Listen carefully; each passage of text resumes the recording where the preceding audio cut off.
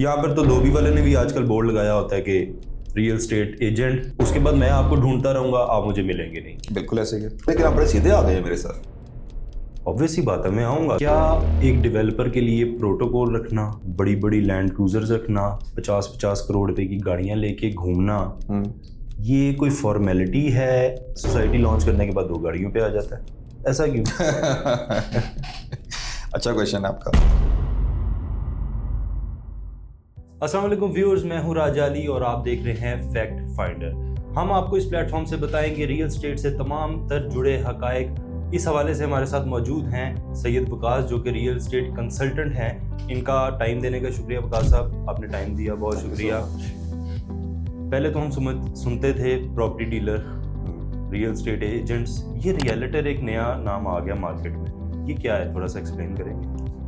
देखिए जनाब, हम वो कौम है जो भेड़ चाल की तरह चलती है। ठीक है, अब भेड़ चाल क्या होती है?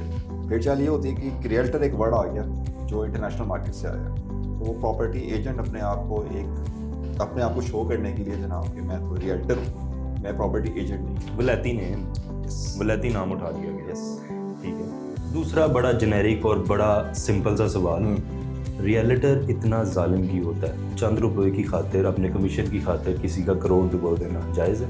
बिल्कुल ना जायज़ है, लेकिन आप बड़े सीधे आ गए हैं मेरे साथ। ऑब्वियस ही बात है, मैं आऊँगा क्योंकि आप रियल स्टेट के बंदे हैं और मैं एक लेमैन हूँ। मेरा पैसा डूबा है, मैं आपसे सवाल करूँगा।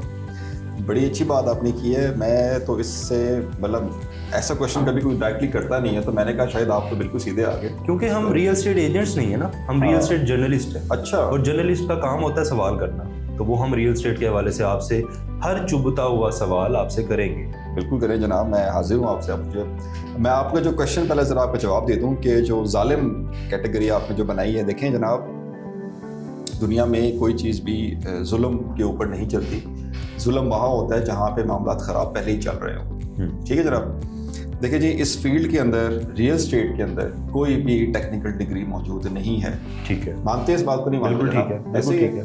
यहाँ पर तो धोबी वाले ने भी आजकल बोर्ड लगाया होता है कि रियल स्टेट एजेंट, प्रॉपर्टी खरीदने और बराए फरोख्त हवाले से किसी भी रब्ता करना है तो ये दिए गए नंबर पर रब्ता करें। बिल्कुल ऐसे ही, बिल्कुल ऐसे ही। तो आप मुझे बताएं कि धोबी वाले से अगर आप एक्सपेक्ट करेंगे कि वो जुल्म ना करे, और एक बंदा जो एक डिग्री लेके बैठा हुआ है और जो समझता है इस फील्ड को, वो तो जुल्म नहीं करेगा। बात क्या होती है? बात यह है कि हमने तो ये भी तो देखना कि हम जिससे परचेज कर रहे हैं वो है क्या। ठीक है, ठीक हो गया। तो हम डेवलपर्स को, मार्केटिंग एजेंसीज को, डीलर्स हाउस को हम सेग्रीगेट करते हैं। उसके अंदर फिर हम डिफाइन करते हैं कि जी ये हाउसिंग है, ये हाउस बने हुए हैं जहाँ से हम लोगों ने अपनी इन्वेस्टमेंट जो है वो पुट इन करनी है। ठीक है, राइट। तो अगर हमारे पास कुछ पैरामीटर्स हैं जो आगे चल के इंशाल्लाह हम डिफाइन भी करेंगे, उनको एक स्टैटिस्टिक्स के साथ हम बताएंगे कि जी ये चीज़ें होती हैं, ये अगर आप फुलफिल करते हैं तो आपकी इन्वेस्टमेंट सेफ एंड सिक्योर है। ये नहीं करेंगे तो फिर आप इन दी एंड ज़रूर होंगे। देखें, आप भी मार्केट में आए, आपने बोला मैं रियल स्टेट एजेंट नहीं हूँ, मैं कंसल्टेंट हूँ। कंसल्टेंट वो होता है जो किसी भी केस की एडवोकेसी कर रहा होता है। बिल्कुल ठीक है। मैं आपके पास आया कंसल्टेंसी लेने, मैंने आपसे पूछा मेरे पास इतने पैसे, मैं कहाँ प्रॉपर्टी खरीदूं? ये आपका काम है कि आप मुझे सही गाइड करें कि मुझे प्रॉपर्टी कहाँ खरीदनी है, बजाय कि आप ये देखें कि अच्छा मैं इसको वहाँ प्लॉट ले दूंगा तो मुझे 20,000 मिल जाएगा, वहाँ ले दूंगा तो 30,000 मिल जाएगा। जाहिर सी बात है, आप अपने कमीशन के चक्कर में मुझे शायद कहीं और प्रॉपर्टी ले दें, लेकिन वो ज्यादती मेरे साथ हो गई ना जी।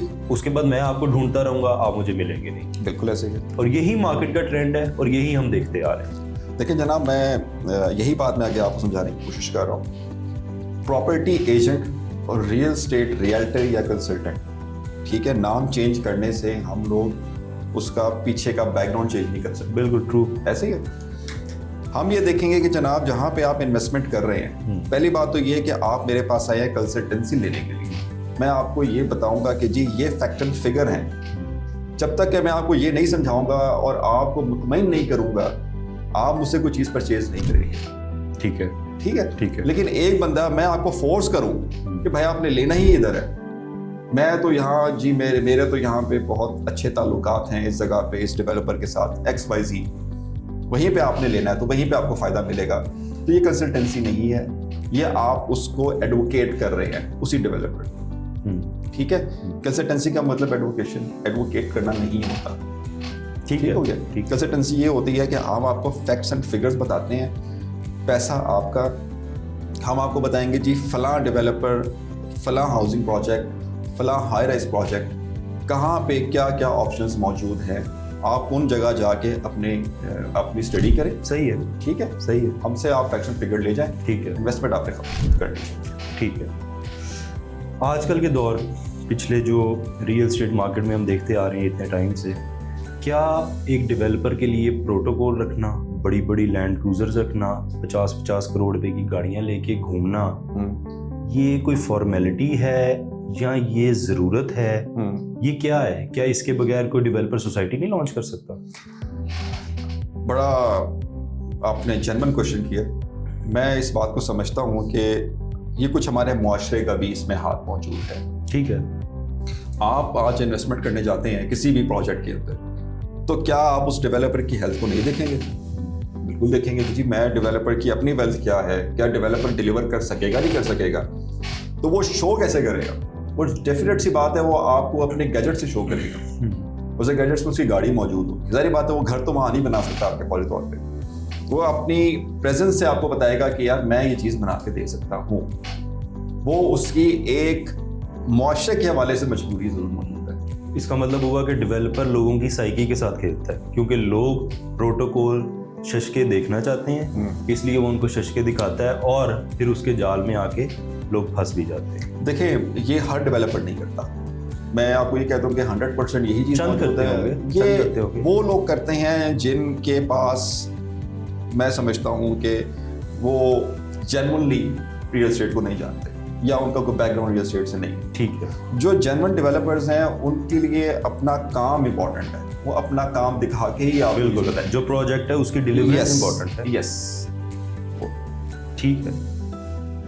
तो अगेन सवाल वही है कि क्या ये प्रोटोकॉल अगर ये ना रखे डेवलपर, तो क्या उसकी सोसाइटी बिकेगी नहीं? बिक सकती है, बिल्कुल बिक सकती है, बिल्कुल बिकती है। और हमने ऐसी चीज़ें देखी भी हैं मार्केट में कि वो डेवलपर्स जिन्होंने अपना काम पहले दिखाया, उसके बाद जाके वो चीज़ अपनी बेच के। क्योंकि मैं आपसे सवाल ये इसलिए पूछ रहा हूँ क्योंकि एक डेवलपर सोसाइटी बेचने के बाद 10 गाड़ियों पे फिरे, मुझे समझ आती है कि ठीक है यार, इसने बेचा, इसने डिलीवर किया, इसके पास पैसा आया, इसने गाड़ियाँ। हम ये देखते हैं कि एक डेवलपर सोसाइटी लॉन्च करने से पहले 20 गाड़ियों पे फिर रहा है, सोसाइटी लॉन्च करने के बाद 2 गाड़ियों पे आ जाता है। ऐसा क्यों? अच्छा क्वेश्चन है आपका। सोसाइटी लॉन्च करना अलग मरला है, सोसाइटी को बनाना अलग मरला है। आपने दोनों चीज़ों को इकट्ठे नहीं ज्वाइन करना। लॉन्चिंग के मोड पे मैं आपको अगेन बताया है कि उसने जब गैदरिंग करनी है तो उसमें अपने आप को शो भी तो करना है कि भाई मैं ये चीज़ बना के दे सकता हूँ। ठीक है, शो ऑफ करना ज़रूरी है। ओह यस, ठीक है। आज के दौर में अगर आपने सोसाइटी लॉन्च करनी है तो आपको पहले 20 करोड़ रुपए की 10 गाड़ियाँ चाहिए, उसके साथ आपको प्रोटोकॉल चाहिए, फिर आपके ऊपर बाय ट्रस्ट करेगा कि ये भाई साहब आज के दौर के सबसे अच्छे डेवलपर हैं और ये सोसाइटी लॉन्च करने जा रहे हैं। आपकी बात ठीक है, लेकिन मैं इसको थोड़ा सा ज़रा, अगर मैं और भी इसको इसके अंदर से मामला को और क्लियर कर दूं, प्रोटोकॉल इज नॉट नेसेसरी। ठीक है, ट्रू। प्रोटोकॉल की ज़रूरत आपको नहीं पड़ती। प्रोटोकॉल मेरे नज़दीक वो सेल्फ प्रोटेक्शन है उस डेवलपर की।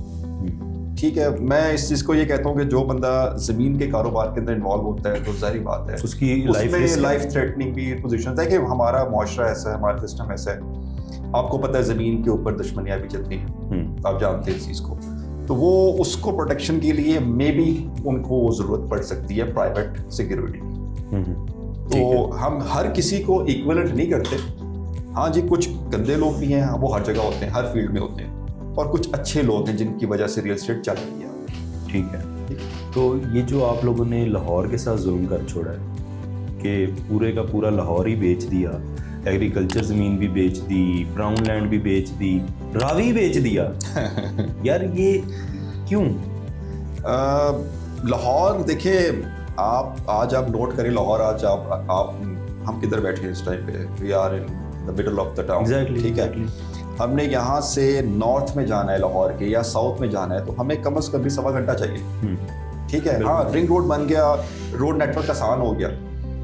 अब आप देखें कि आबादी बढ़ रही है, लाहौर में सबसे बड़ा मसला लोगों में ये रहा, जो हम कंसल्टेंसी देते भी हैं, कि यार आज आप हमें ये एक चीज़ को बता दें कि पूरी दुनिया में लोग वर्टिकल मूव करते हैं। सही लोग कहते हैं जी कि हमारा डिस्टेंस कम हो, सही। हमारी एक ही लैंड के ऊपर मल्टीपल लिविंग स्टैंडर्ड्स। ये तो आपने इमरान खान साहब का कॉन्सेप्ट जो है ना वो ये एक्चुअली देखें क्योंकि वो बड़ा इसकी हमायत करते थे कि हमें हॉरिजेंटल की बजाय वर्टिकल मूव करना चाहिए, जैसे पूरी दुनिया में होता है, यानी कि घरों से अपार्टमेंट्स की तरफ आ जाना चाहिए। देखिए एक्चुअली वो government to government policies change होती रहती हैं कि हम तो गवर्नमेंट देखें, गवर्नमेंट तो 5 इयर्स के लिए आती है, हर गवर्नमेंट अपनी पॉलिसी डिफाइन करती है। ये आपने अच्छा किया। मैं आपकी इसी बात से, सॉरी आपकी बात काट रहा हूँ, मैं एक सवाल पूछना चाहूँगा, क्या रियल स्टेट मार्केट जो भी गवर्नमेंट आती है या कोई गवर्नमेंट जाती है उससे इफेक्ट होती है? हाँ बिल्कुल होती है।